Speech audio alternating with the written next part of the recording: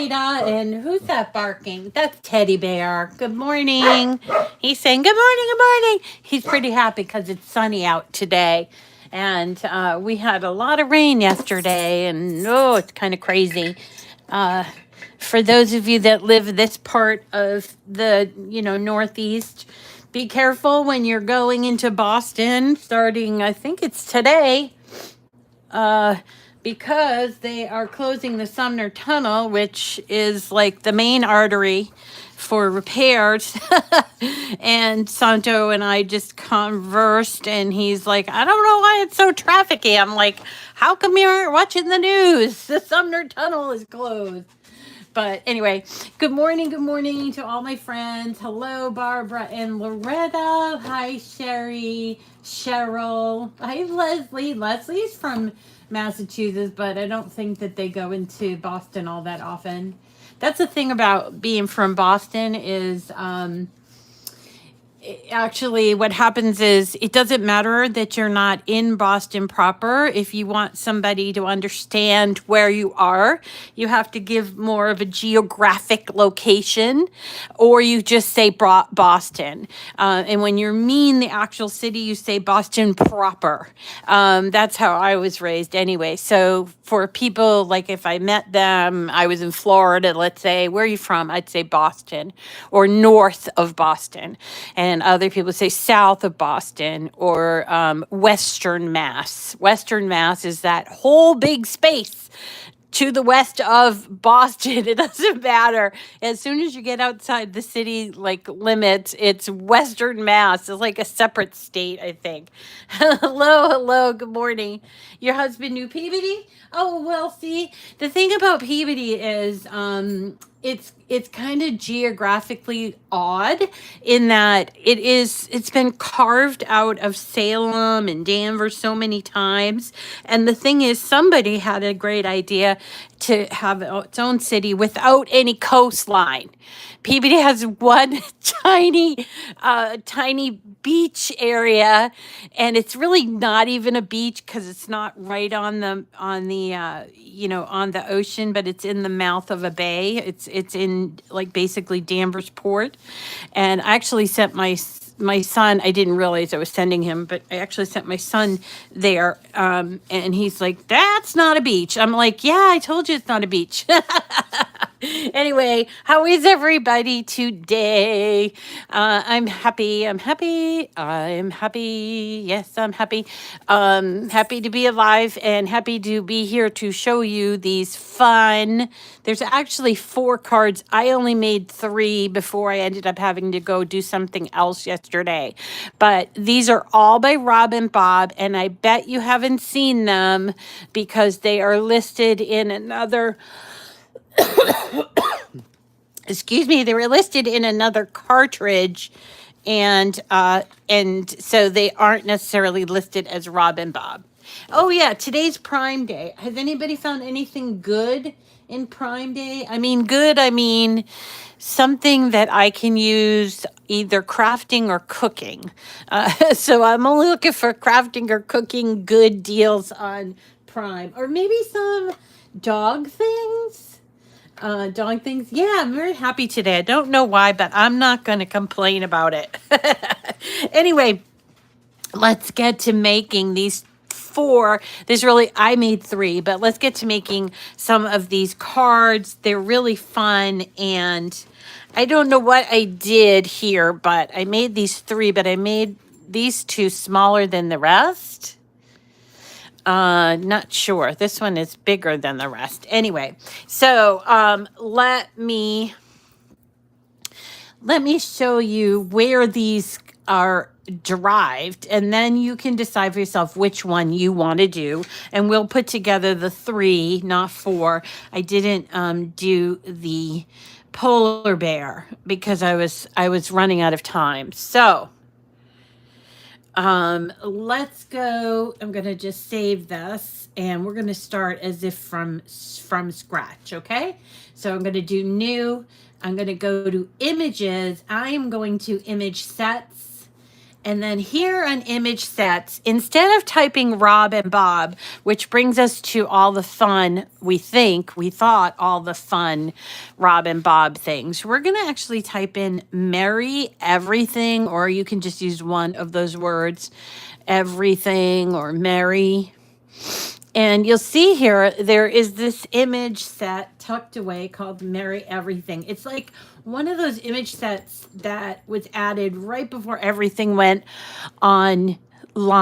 So it kind of got lost in the shuffle. And there's some pretty awesome cards in here. These are just 4 of them. And there are a couple others that I want to show you. Plus, there are some 3D things that you can make from here, including these table toppers. You'll see that there's like a snowman, there's a nutcracker, a tree, reindeer, Santa. I thought there was another one else. Tree. I did tree. Okay. So there's a lot of stuff in here, and a lot of people never seem to find it unless they're just kind of happening upon it because they typed in some word. So I thought I would show you. Uh-oh, someone is heaving over there. I could probably spend a whole week on just this cartridge alone, and I probably will come back to it. But for today, we're going to do it sort of by a theme, and that is like a character holding a present. So there's a Santa one, there's a penguin one, there's a polar bear one, and then there's the reindeer one. So I'm going to add them all to my canvas by clicking on them. And these are, by the way, these are all from Design Space. So if you are a Design Space subscriber, you can go ahead and get these for free. Better than Prime Day, right? Because it's free. Now, these all come in weird, different sizes. Don't ask me why. I don't know. And you can do some. Hi, Gail. Oh, going to the doctor's. Good. The nativity card is also really beautiful, Leslie. I agree. And I'm going to have to do a class just for that, I think. But they all come in different sizes. Now, I know a couple of you are like, A2 is my favorite size. A2, when it's folded, is a standard size for card making. And when it's folded, it's 4¼ by 5½. It gets that size from taking an 8½ by 11-inch strip of paper, like a letter size piece of paper. I don't know if I have one here, but oh no, this isn't one. But it gets the size from being cut in half. Look, I like looking. I'm always using it. Okay, so here's an 8½ by 11-inch sheet of paper that I haven't gotten ready for my scraps pile yet. Anyway, so A2 size cards are gotten there. They get there from being folded in half and then folded again this way. That is an A2 size card. It's great because it doesn't use up a lot of paper, although you can, if you're using 8½ by 11-inch, do my favorite size, which is A7, and that is a 5 by 7-inch card. Now, some of you go, well, I like the A2 size, so that's what I'm going to stick with. That's fine. If you want to make an A2 size card and you have a card like this, which is open, you need to make it the proper size, because if you cut this out just like this, you'd end up with this teeny tiny card. You don't want that. So the width here would be 8½, and the height would be, you're gonna have to adjust it, but the height would be 5½. Okay, so that is an A2 size card. However, as I said, I figure if I'm gonna make a card, I might as well do it right. So I always make mine in 5 by 7 or an A7 size, and that means the width is 10 inches. Whoa, I put 107. That's not good. I've been having trouble with this little part. I don't know if they're working on it. So once you do 10 inches for the width, you may need to adjust. Let's just go over here. You may need to adjust the height, because that's what happened, I think, over here, is that I didn't adjust for the height. This is probably the 5 by 7, and this is probably not going to fit into an envelope. So might have to do that again. All right. So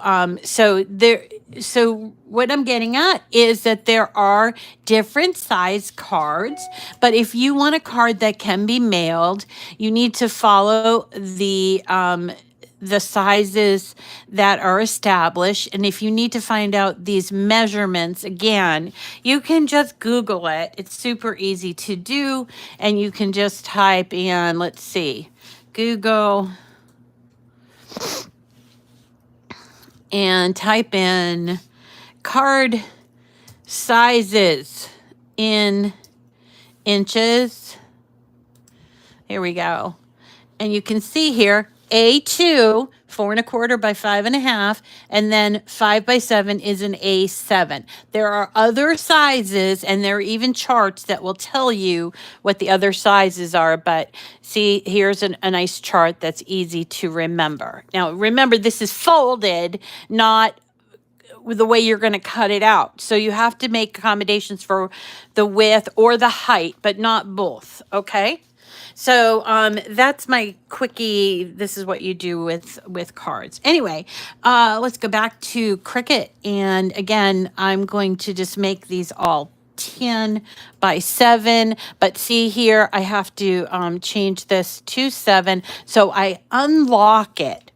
And then I change just that one size. Does that make sense to everybody, I hope? So this one here, I change it to a width of 10, and you can see the height is 7.005. Now, if you're a stickler, like me, you're going to want to unlock this and change it just to 7 and then relock it. And so now you have a 5 by 7 inch card. Let's go ahead and make sure the same thing with this. Again, the width is 10 inches and the height is 7 inches exactly.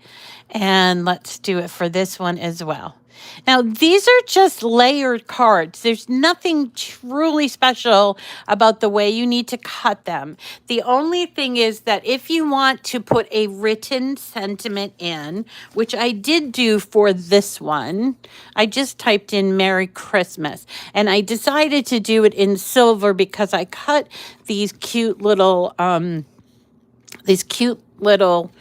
what are these called? Snowflakes in like a chromey silver. So I used my Merry Christmas pen in silver. And I wanted to show you how to do that. We'll do it on just one.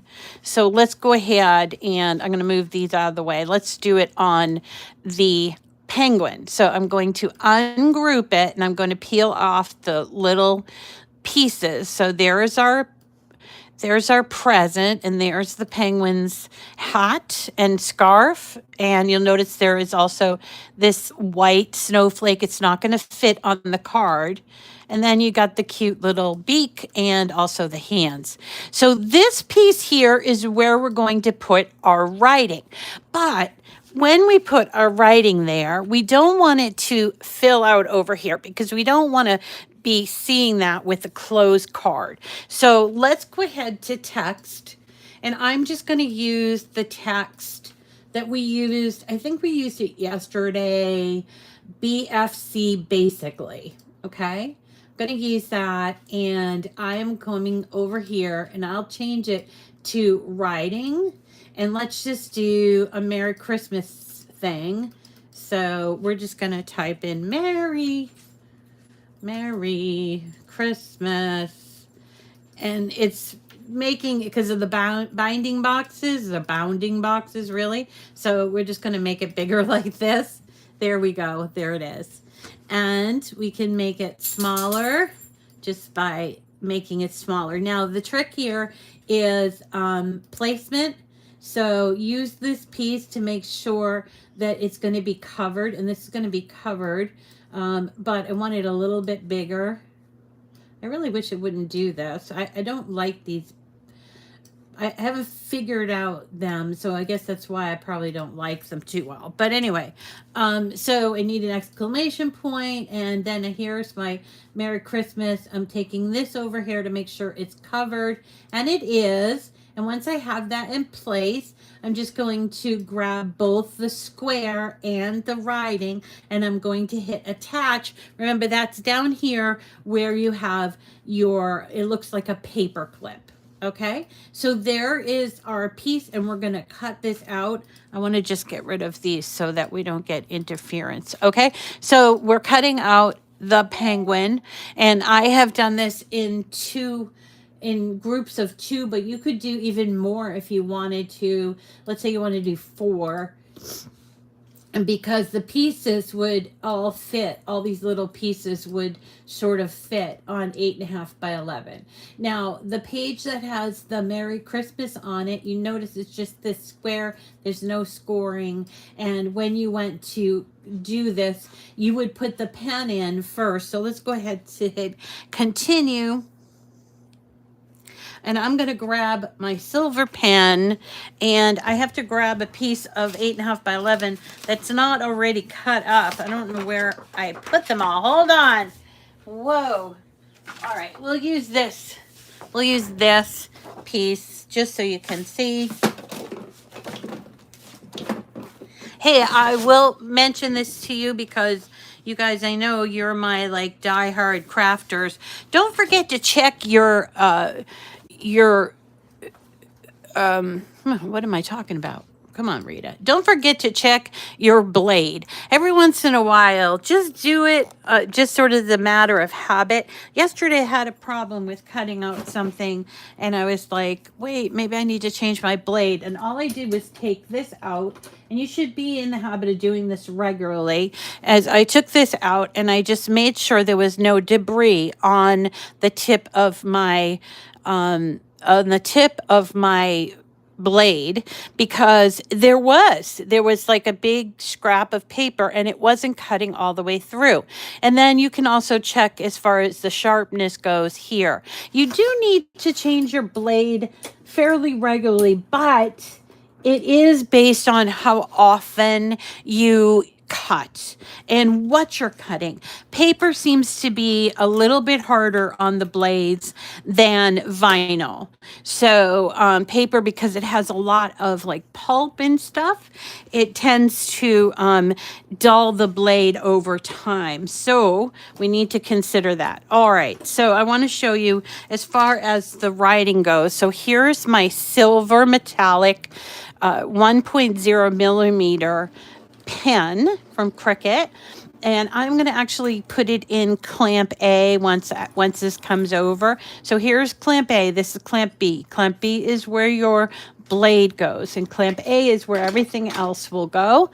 And we're going to, not everything else, but you know what I mean. So we're going to open that up and we put that in. Now you have to have your pan in before you cut. So it doesn't know, the machine doesn't know that there's something in clamp A. It just doesn't know. So it is going to be a matter of remembering for you. Okay, so here you see it's doing it. I hope it's doing it. I'm going to try to get closer. Yep, it is. It's doing our Merry Christmas right there. Isn't that cool? All right, so while it's doing that, and it will do the cut part afterwards, let's go ahead and start putting these together because there are 3 of them. So here they are again. And here are the cutouts that I made for this purpose. Oops, I heard a not so good thing happening over on my printer. All right, I'm sorry, not on my Cricut. All right, let's do Santa first. Here's Santa. Again, this is just a lot of piecing. I decided that I was going to use this paper, and I'm trying to remember where it's from. I think it's Echo Park paper. Let's see, here it is. Yeah, it's Echo Park paper, Celebrate Winter. It has this really nice like light plaid on the back, and I thought for Santa it'd be cool to have the snowflakes. So here is my base card, and I'm going to fold it right here on the score line. I'm just going to turn this off because it's making too much noise. Why don't I turn it off? It's not turning off. What's going on? Oh, now it's turned off. Well, when it's done. All right, so we're gonna fold it both ways. All right, here, just so you can see, there is our Merry Christmas on 8.5 by 11-inch paper using the silver marker. Okay, so Santa is going to get built sort of in the front and in the back. So this is going to be the piece of paper that becomes the inside. And if you want to use this side, you're welcome to doing that. You see, you can put it there. I think I will, because I did already one with the snowflake side. I'm going to do the other with the plaid side. All right. Tomorrow we're doing an Anna Griffin poinsettia card. Now, I've done this one before, but it was so popular that I thought I would do it again, because I wanted to also show you about what kind of sentiments we can put inside, because there's quite a few. We just need to go looking for them, and I'm going to show you a couple of ways to find them. So I thought, in terms of sentiments, I can show you those different ways, and we can put it on the inside of our Anna Griffin poinsettia, or you might call it a poinsettia, layered card for our Christmas in July that will include different sentiments.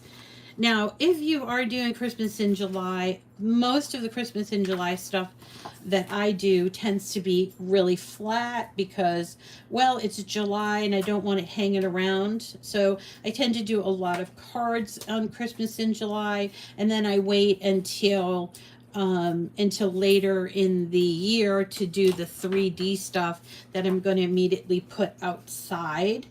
But because it is summertime and most of our really close friends are consistent with their card making and stuff like that, I will throw in a couple of 3D things, because I just love 3D things. All right, so this is where it gets a little bit tricky for the snowman. I'm sorry, for the Santa card, you have to put the pink, which is what I cut out for the skin. You have to put it on the inside, and that means you have to be very, very precise about where you're putting this. It needs to go over as close as you can. Otherwise, you'll end up with a little bit of pink over here, which you will either have to slice off or hide with another layer. Okay, so I thought that was kind of meh, not so great. I don't know why it was done that way, but that's the way it was done. I think to keep, the whole to do the whole. Santa's tough, because he has, not only does he have skin, but he also has hair and fur, and so there's a lot going on here that would end up sometimes being too small of a piece. So I think that's why they did it that way. But anyway, that's the way that we're going to counteract that, is to try to get as exact a match as we can here. Give it some time to dry, because when you fold it, you're going to have a little issue with the folding. See that? Now I'm just noticing that the eyes on my Santa didn't cut out. It must have been when I was having that problem with my blade. So if you get to this point and you want to, and you feel comfortable doing it, you have something where you have didn't quite cut out, you can use your tools such as this one, which is the True Control knife, and just sort of follow where the cut line was, but didn't cut all the way out. Okay, so that's what I'm going to do here. I'm just following this cut line, so I want to be as exact as possible, or I have to go back and recut this pink piece. And as far as we're talking about flesh, obviously you could try different paper tones. I've done Santa faces with like a caramel cream. Um, I've done it with pink. I've done it with like a brownish color. So however you want your Santa to look, there you go. And this is starting to look kind of crappy, but you know, you guys, I fixed the problem, so I'm not going to go back and recut this, because I will tell you, I do have a lot of cards. I'm trying to figure out a generous way to get rid of my cards. And last year, I tried to do this by sending them out to people. Only I ended up with a big old mess because I couldn't keep up with the sending out. So now I'm looking for another way to sort of share these cards. I did talk to somebody at, whoops, I'm gonna be down at PBD TV on Wednesday. So I'm hoping that there's somebody there, as it's sort of like a community creative thing. So I'm hoping somebody will be there and they can maybe come up with a great plan for me for that. But I just have boxes and boxes of cards, and I don't know really what to do with them. Shrimp. Shrimp's a good color, Leslie. I know. Gouge his eyes out.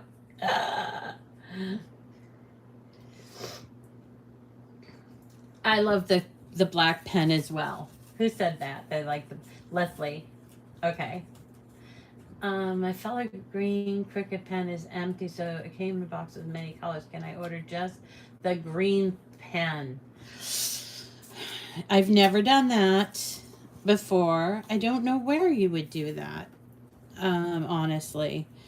They do sell the black separate, but I don't think they sell individual colors separately. So yeah, that's going to be a bit of a problem eventually when all of our pens start to dry up, isn't it? So here we go. I did gouge out his eye. I'm sorry, Mr. Santa. Who's to say that all of our Santas have to be seeing Santas? That's, you know, it could be that you have a blind Santa, or one that has to wear an eye patch or something. Imagine that, eye patch Santa. It'd be kind of fun if you ran a pirate museum. Hey, they have a pirate museum in Salem. I wonder if they do an eye patch, like pirate version of Santa at Christmas time. These are the ideas that I come up with when I'm talking. I know, they're weird. Sometimes I repeat them, but most of the time I just tell you guys.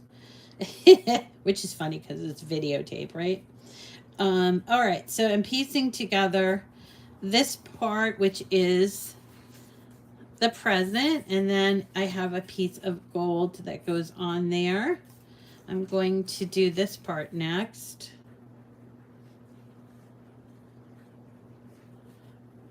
All right. And yeah, I'm back to using liquid glue. I don't think his eyes look that terrible. Do you? All right, you guys. Somebody beeped their horn. And so I think it was Benji. Benji does not like loud noises. He does not like the vacuum cleaner. He does not like the hair dryer. He just does not like loud noises. And that was beyond his ability to maintain composure. People are always complaining about dogs, but you know what? We live in a very noisy world, and they have very sensitive hearing. And so, like, my mother always yells at the dogs when they bark, but they mostly bark for a reason, even if the reason for us is not worth all of the noise. But they will always alert me when Santo comes. They always alert me. They have a certain way of doing it, and it's really cute. All right, so there's our Santa. Now, the background is obviously this, if you wanted to, there are different ways around that, but I think he's really cute. And I'm also going to put his little star up here as well. All right. Talked to Owen yesterday, and he said he's a little bored, but the reason why he's so bored is because it's raining. When you get rain up in there, it gets so that it's very muddy, and there's not a whole lot to do. So I told him, well, the weather's going to be picking up, and I will tell my sister too to give him more jobs because he's pretty excited. He did some help with the hardwood floor up there, and there my sister has a couple of rental properties, so he's been helping with maintenance on the rental properties. He's getting a lot of good um, very good experience, and I think it will help him decide what he wants to do with his life. Now, right now, he's saying he likes the outdoors and he likes working outdoors. He doesn't want to be like in a classroom. So that's what he's saying now. But I'm thinking, well, maybe after the summer, he decides, you know what? I want to pursue my history uh, interest or something like that. And then I was thinking, it kind of doesn't matter what you study in college anyway. Like, so if they don't know what they want, it's kind of good to go there not really knowing what you want to do with the rest of your life. And besides, you're like 18, 19. I mean, how are you supposed to know what you want to do with the rest of your life at that age? I don't know. So I'm not like giving him a whole lot of grief about it, but I want him to get an idea of what he's good at, what he wants to sort of do, or what's a hobby. Like for me, when I was coming up at that age, I had a very definite interest in the English language. Whoops, I did it wrong. Oh no, I did it wrong. What? Talking too much, I guess. Anyway, I had a really definite interest in language arts. Language arts. So I went in there studying. I went into college, very expensive college, and my parents were really good because they weren't like, first of all, I was the first one to go to college in my whole extended family. So for me, that was a big hurdle. And then I went in there wanting to study language arts, specifically Latin and Greek.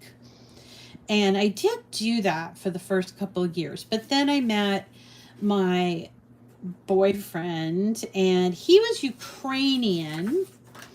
And so Ukrainian was very close to Russian. So he decided as a first generation Ukrainian that he was going to take Russian studies, which is the language, so that, because a lot of Ukrainians use Russian to get, communicate, especially at that time it was Soviet Union. But so I thought it would be interesting. So I decided to take it, and I sort of got swept up in the whole history of Russia, which is an amazing story. And so I did a lot of focus on history, and so I didn't even end up doing a whole lot of, wait, where does this go? I didn't do a whole lot of where's my, I gotta look at this. Okay, I didn't do a whole lot of language. I mean, I did do some, yeah, I guess so. But the other thing I went in for was theater arts, because from a very young age I was interested in the theater and any kind of performance art. So I did a lot of performance art, and that was I did some performance art with skating, and also on the stage performance art, a lot of improv. I spent a whole summer on a farm in Stony Brook, New Hampshire. No, Stony Brook, New York, so that I could get better at my language, and we did performing arts there. It was just really fun. But in the end, I was like, uh, what do I do with my life? So when I got done, I was like so happy. Woohoo! I got done, and I was so happy. But I'm like, what do I do now? And I did bounce around. So I learned the lesson of, it's a good idea to go in there and study what you like, because what they're teaching you is independence and learning to advocate for yourself, which is something that is not encouraged, or at least it wasn't then. Learning how to advocate and negotiate with other people about what you want to accomplish in your life. And so for me, I spent a few years trying to do that afterwards, and I had fun with it. I worked at all different places. I worked at the IRS. I worked at the YMCA. I worked at a retail store that sold uniforms. I managed a bookstore. I mean, I did a lot of different stuff, and then I ended up finding a job that I could use, like, my talents, obviously not the Russian part, but my talents, so that I could, do I put this in here? Maybe we should put this in here. Yeah, let's do that. So use my talents so that I could make a living. And this is all I didn't realize until afterwards, but there's a Japanese, of course, there's a Japanese system. I think it's called, you know what, I don't know what it's called, but it has where you take all of your useful and things that make you happy sort of components. So the things that made me happy was performance, writing. I love to write, and doing things that were creative. But I wasn't very good at, say, math or um, things like science. I love science, but I wasn't very good at it. So those are things that I enjoyed, but I didn't know how I was going to make money from them, and I didn't want to do them full time. So there's this whole system in Japanese that allows you to sort of come up with what you like to do and what's going to help you make money. And I remember reading that article and thinking, yeah, that kind of makes sense, because you got to take care of yourself, and to do that, you need to learn to figure out a way to make money. Okay. So this didn't come out as planned, because I messed this up and I can't find the beak in one of the arms. But here is the completed one here, and I'll put this snowflake on there. And so whoever, if you can guys find some place for me to get rid of all my cards, and maybe if we made money off of them, like to donate to some place. Hey, that's an idea. Maybe I can figure out a place and say all the sales would be donated to someplace else. Because I'm not going to use them all. So there you go. Okay. Oh, you want to be a farrier? Wow. Now he's a welder. Yeah, exactly. Now my sister grew up loving horses. Now we didn't live in a city. First we lived in Somerville. We lived in that's a big city. That's just right outside of Boston, and that didn't work. But then we moved to Peabody, and still it was too big of a city. So we had to drive. My sister, she wanted to do it. Let's see. Should we put the other Merry Christmas on there? I don't know. I like this Merry Christmas too. Anyways, she learned how to ride English saddle, and my parents said to her she wanted a horse so bad, and my parents, we were just middle class, and my parents said, okay, well, we'll buy you a horse if you muck the stalls. To pay for the horses, because the thing is, it's not just the horse. You have to pay for their stall. You have to like rent their stall space, kind of like renting a garage. And then you have to pay for their food and their bedding. And then you have to have somebody who's going to muck those stalls, because if you don't muck the stalls, the horse can get actually like diseases and things like that. Plus, it's uncomfortable. Like, would you want to be sleeping on a bed of poop? You know, that sort of thing. So they do muck those stalls. And so my sister for 2 years mucked stalls and paid for that horse. She was bound and determined. I'm trying to remember the name of the horse, but uh, she loved that horse. And she had it like in Newberry where they have way more land, and she would go there and even when she was working at the bank, she'd go there, put on her mucking clothes because it's not an easy job, and would muck out those stalls for the dog, for the ponies. I don't know. Maybe she did more than, what am I doing? Maybe she did more than what she was supposed to. Look, I messed up here. What should I do? I'm talking too much. Yeah, I'm talking too much. Oh, yeah, Children's Hospital. Is there a daycare for moms? Is there? Wait a second, you guys. Is there a place that moms can go to get care for themselves when they're raising children? If that exists, I want to know why I didn't know about it. Because, boy, could I have used that. I remember one of my friends staged sort of an intervention, and she paid for, because I just hadn't been out in a long time. My son needed so much time that she paid for a babysitter that was good for, that helped with kids that were developmentally disabled. And then she gave me, I don't know what it was, $50 and said, go do whatever you want. And so for me, it was, I got a nice cold drink and I went to the Barnes and Noble and I read books.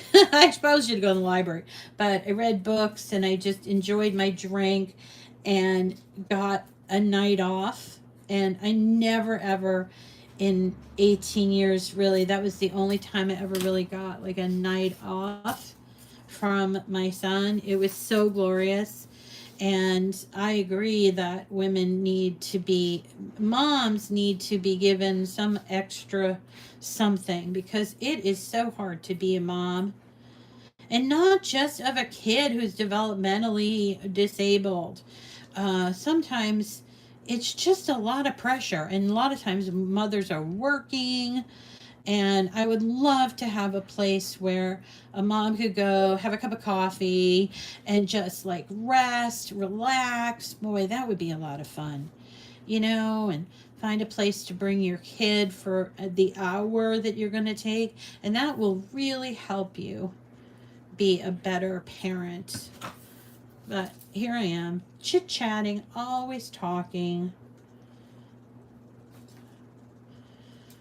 Hope nobody's offended by anything that I said, but I'm speaking from my experience as a mother, a single mother of a child with a developmental disorder. He's now 18, but the growing up part was a little bit difficult. Not to say I didn't have help. I had my beautiful family to help me, but I was basically the only parent. So when things got sticky, as they often did, for instance, like one of my animals were sick, or he was sick, or I was sick, or there was too much snow to get out of the house to get groceries, that type of thing. And I just could have used some help. Does it happen that, let's see, where is this one so I can check it? There's my penguin ones. There's our Santa ones. Okay, so this looks like it kind of goes behind the little guy, but I glued it, so I'm gonna lift it up so that I don't want to rip his tail either, because we don't want to have that, do we? A ripped tail on a reindeer would not be nice. So I'm going to lift it as best I can so I can sneak, yeah, there we go. I'm going to sneak this in here so it goes underneath or behind the reindeer, okay? You can make this reindeer Rudolph if you wanted to, just cut out a red nose. That would be cute. you have a kid that really loves reindeer or whatever, or you happen to love Rudolph. So yeah, like I said, tomorrow night I'm going downtown to Peabody at Peabody TV, and they're having a fellow. Do you remember when I did haunted happenings in Peabody? No, in Salem. So this is big giant. Back in the day, when I was a kid, there really wasn't. I glued it again. How do you love that? Not thinking. There was a time when we had like Bewitched, but witches were not celebrated or enjoyed for their fun, creepy nature. There wasn't a lot of like horror films or TV programs. Now there are. And what's happened is Salem has become sort of witch capital of the United States. And so thousands of people, hundreds of thousands of people come here to celebrate their love of, isn't that cute? Their love of anything having to do with witchcraft. Now remember, Salem was I think, the only place in the United States that actually killed people for witchcraft. I might be wrong about that. But it was the most publicized case of it happening, and it happened over a period of several years. And the people that were accused of witchcraft actually died horrific deaths before they ever got to the gallows. So for instance, like Giles Corey, who is from Peabody, he died of being pressed to death, pressed with stones. They put a piece of wood on his chest, and then they took giant, field stones, and they pressed him and trying to encourage him to give up his, knowledge of Satanism and stuff. And he refused because he was a Christian, and he refused to say that he was acting with the devil, and that's what they were hoping that he would do. So he died from being pressed to death. And anyway, blah, blah, blah. I'm telling you all this terrible stuff. But anyway, so the people that turned Salem into the witchcraft capital of the world are coming to Peabody to basically teach us how to be more creative as a city, which is really cool. So I'm going to go because I've been wanting to do my podcast, and I really do want to talk to my friends down Peabody TV. I haven't seen them in, it's been like 8 months because, I don't know, I've been sick. Oh, this one's my favorite. Merry Christmas. All right. I'm not even, a red glitter nose would be adorable. Yeah, family. I was born in Salem, Oregon. And Salem, the name Salem is a word derived, or a name derived from Jerusalem. Jerusalem. So Salem, or Salem, as it was called, is it's a Christian name for a word or a Christian location, but it was reduced to Salem. So there you go. Anyway, I just made all these cards. I made 6 of them. Well, 3 last night and 3 today. So now I have quite a few cards that I can go ahead and give away to my friends. These ones are a little bit bigger. I can give away to my friends. Anyway, Owen is almost 18. Oh, your Owen is 18.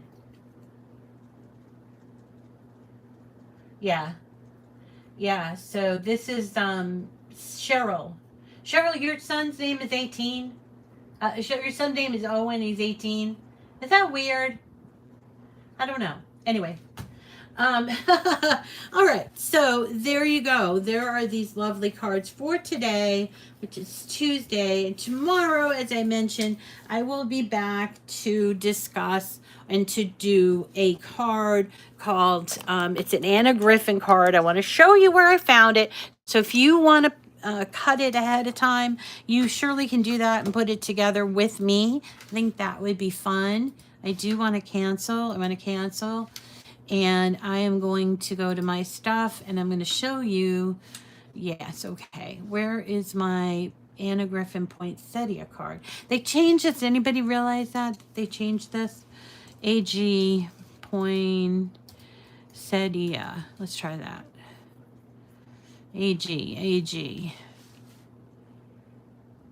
Here it is. It's called the Anna Griffin Poinsettia Layered Card. It is free for pickup in the public space. I'm going to try to make it so that it appears at the top of my profile. Let's go to my profile and see if it did switch there. Yes. Okay, so here you go. On the top of my profile, here's my Anna Griffin layered card. If you're interested in these cards we did today, you can pull this from this is my profile. I have 734 projects that I've shared.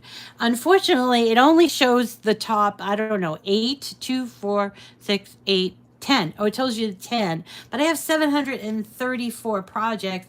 I don't know how you're supposed to find all of them, but it only shows the last 10. So what I do is I go ahead and resave it, and that's how it comes up. But we're going to do this card, and we're going to talk mostly about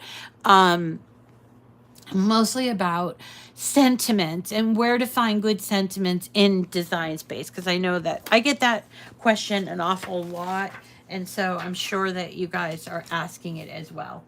All right. I love you guys. I know it's a lovely card from Anna Griffin, and it's really beautiful. It takes 2 different color greens, 2 different color reds, and a piece of gold, which the gold comes from, it's if you want to do a thin gold, you can get this at Michael's. You see it's a gold mirror paper. And then I'm going to be using white for the inside of the paper. Most of the paper that I'm going to be using is going to be 8.5 by 11, but I wanted to pick up some of these greens as well. Anyway, you can come to the community to pick them up. And if you don't know what I mean about the community, just here's what we're going to do. So when you are in Design Space, let's go back to our canvas, and you're like, okay, Rita told me about this really cool card. So I want to go to the community. So you go over here to this hamburger icon, and you can go to home from here. Okay. Now, when you go to home, you'll see there are all these categories. It can be a little overwhelming, but there's all different things like makers you should follow. Why do I watch this stuff? Because of course I'm not going to be in it. Of course not, but who cares? Anyway, all right. So look, they have different things, Mickey and templates and all this stuff. I mean, it is getting a little overwhelming if you ask me, but down here is community projects. So if you wanted to look for something in the community, you could click on something like this, or you can actually do see more, and you can type in Miss Rita if you want. And by doing that, it will bring up Miss Rita projects. Now, not just stuff that I did, but stuff that I influenced people on. So here are a couple of cards that were Anna Griffin cards that somebody else made, including Leslie, who's on today. And then there's me, Miss Rita to the rescue. So you can click on my name and you can come to my profile. And that's it. That's it, guys. All right. Same here. Oh, thank you. All right, everyone. Love you so much. I'll see you again tomorrow. And we're going to be doing that poinsettia card. All right. Take care of yourselves. Enjoy your day. And we'll see you again tomorrow. Take